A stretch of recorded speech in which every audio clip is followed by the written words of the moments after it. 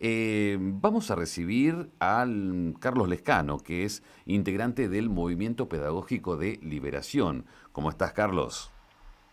Hola, ¿qué tal? Buenas tardes. Buenas tardes, ¿cómo andás? Bueno, falta poco, decíamos, el tiempo pasa rapidísimo. Cuando nos damos cuenta, están ustedes presentándose, los docentes nuevamente, digo en las aulas, entre comillas. ¿Están de acuerdo desde el MPL con las clases presenciales o cómo se plantea desde el gobierno provincial? En principio te aclaro que yo ya no estoy Ah, militando sindicalmente desde el 2017, o sea, perfecto, estoy como docente raso, está bien. así que Mejor aún. siempre abocado por ahí a cuestiones Es mejor a que veces tienen que hablar ver con, mejor a veces con... hablar con alguien que esté fuera de los gremios, así que bienvenido, mejor todavía. Sí, a veces mucho sí, gremialista, entonces mejor todavía que te tengamos como docente. Entonces, Carlos Lescano es docente, no integrante más del MPL. Pero bueno, tenés mucho tiempo de análisis, eh, sobre todo la letra fina, cuando había que hacer el tema salarial. Pero antes de entrar a eso, quiero preguntarte como docente frente a un aula. ¿Estás de acuerdo como que para que comiencen las clases presenciales o no? en primer lugar, te voy a expresar mi sensación y de miles de colegas, porque uno tiene contacto, que si hay alguien que quiere volver a la escuela es el docente. Sí.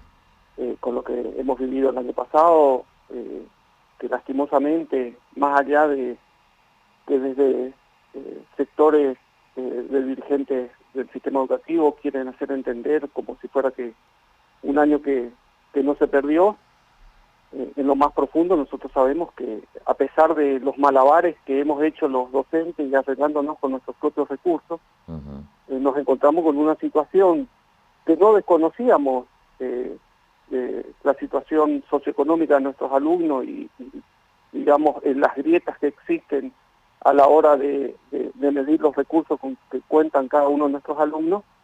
Lastimosamente, la gran vedette fue el WhatsApp y que Ujú. medianamente nos permitió tener un vínculo, no con todos, porque eso también, si hay algo que nos duele, es saber que a pesar del esfuerzo no pudimos llegar a todos. Así que si hay alguien que quiere estar en la escuela, es el docente y quiere volver a tener ese vínculo con el alumno. Y bueno, uno se formó para esto, así que en ese sentido Ujú. recalco esto.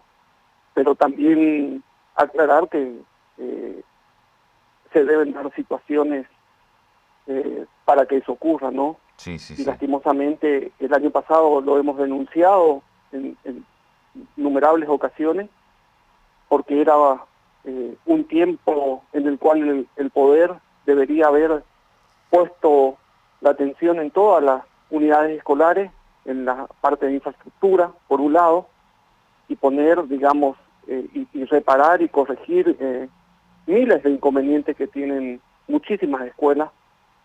Puntualmente en las que trabajo, por ejemplo, tenemos problemas de edilicio referido a la parte sanitaria, a la parte eléctrica, a la parte de las canaletas, cómo se inundan las aulas, y no ha ocurrido nada. O sea, uno habla con los docentes y prácticamente no han hecho nada, que es uno de los elementos esenciales, y ni hablar de, en el marco de un protocolo que nos hicieron discutir, donde se hablaba de, como elemento esencial, los elementos de bioseguridad que aparecieron en la última parte del año, cuando hicimos la presencialidad con los chicos del último año, Ujú.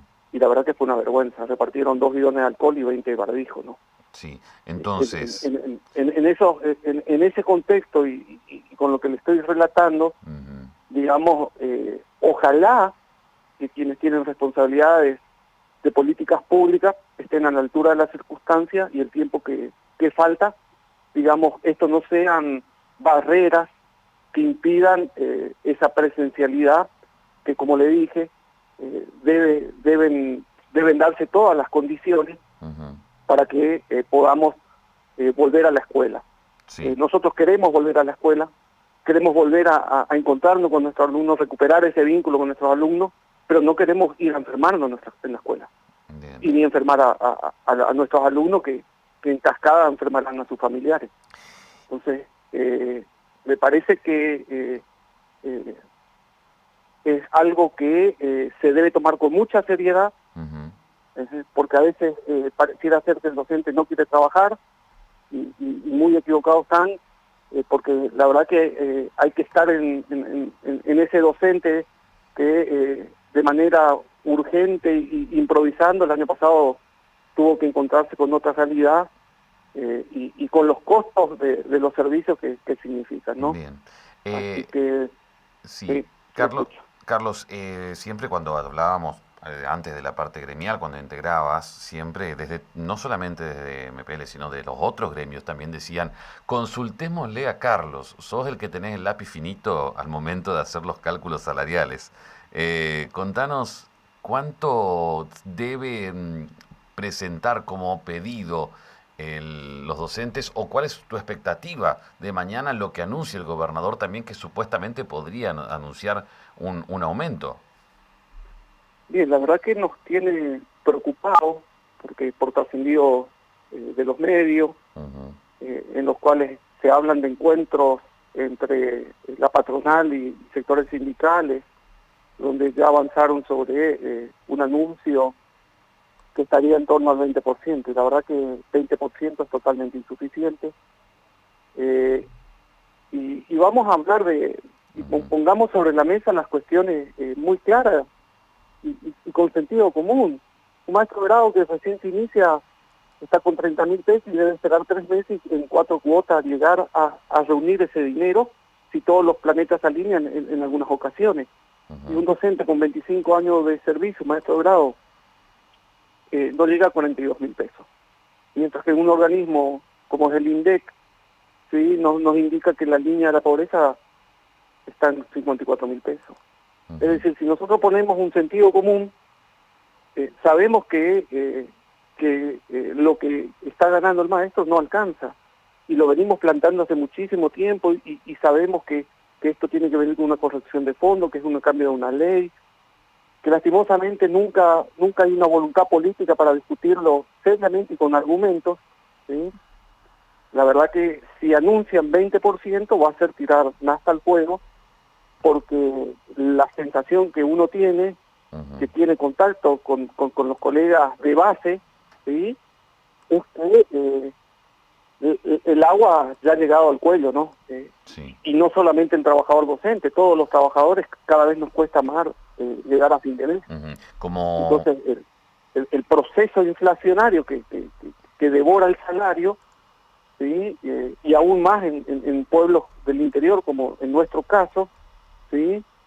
La verdad que por una cuestión hasta lógica de supervivencia, debemos reivindicar, sobre todo, yo siempre hablo el más postergado del sistema, que es el maestro de grado.